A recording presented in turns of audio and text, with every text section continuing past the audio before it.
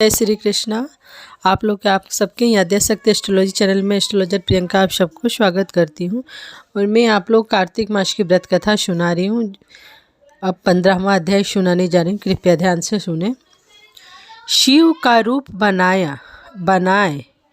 बनाए कर आया दानव जान, पार्वती तत्क्षण वहीं हो गई अंतर ध्यान। नारद जी बोले शिव जी के गढ़ वीरभद्र को गिरा देखकर भय से चिल्लाते हुए शिव जी के पास गए। कोलाहल सुनकर शिव जी बैल पर चढ़कर हंसते हुए संग्राम में आए। उनको आते देखकर उनके गढ़ सिंह गर्जना करते हुए दैत्यों को बाणों की वर्षा करके मारने लगे। महादेव जी को देखकर दैत्य ऐसे भाग गए जैसे कार्तिक व्रती को देखकर पाप भाग जाते हैं। जलंधर अपने दैत्यों को भागते देखकर बाणों को छोड़ता हुआ महादेव जी के ऊपर दौड़ा। शुंभ निशुंभ औमुख कालनेमी बलाहक खंग रोम प्रचंड घस्मर इत्यादि उसके पास साथ थे। शिव जी ने अपनी सेना को बाणों से ढका देखकर दैत्यों के बाणों को काटकर अपने प्रचंड बाणों से उन्हें व्याकुल कर दिया और अनेक दैत्य पृथ्वी पर गिरा दिए। उन्होंने खंड बाण से बालाहक दैत्य के सिर के 2 टुकड़े कर दिए।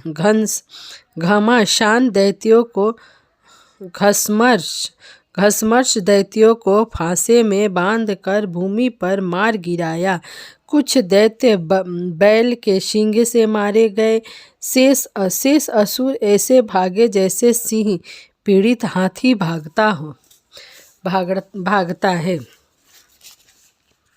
फिर क्रोध युक्त जलंधर वज्र के समान शब्द से युद्ध में शिव जी से बोला, हे जटाधर, अब तुम मेरे साथ युद्ध करो। नारद जी बोले। यह कहकर जलंधर ने महादेव जी पर पहले एक साथ 70 बाणों से फिर अपनी गदा का प्रहार किया। महादेव जी ने हंसकर अपने बाणों से उसके बाणों को काट कर उसकी गदा के टुकड़े टुकड़े कर दिए।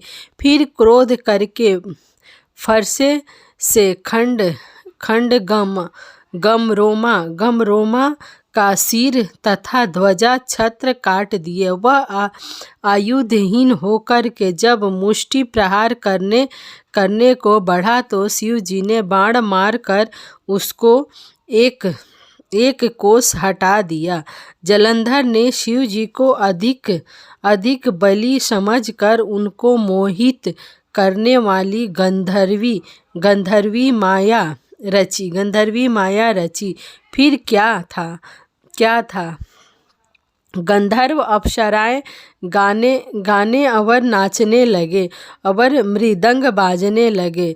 उस आश्चर्य को देखकर महादेव जी नींद से मोहित हो हाथ से गिरते हुए अस्त्रों को भी भूल गए। तब जलंधर ने शुंभ निशुंभ को छोड़ 10 भुजा 5 मुख 3 नेत्र और जटाओं को धारण करके शिव रूप बना बैल पर बैठ गया। पार्वती जी रुद्र को आया जानकर सखियों के बीच से उठकर दर्शन के लिए आई। तब उसने सुंदर पार्वती को देखकर वीर्य छोड़ दिया और जड़ हो गया।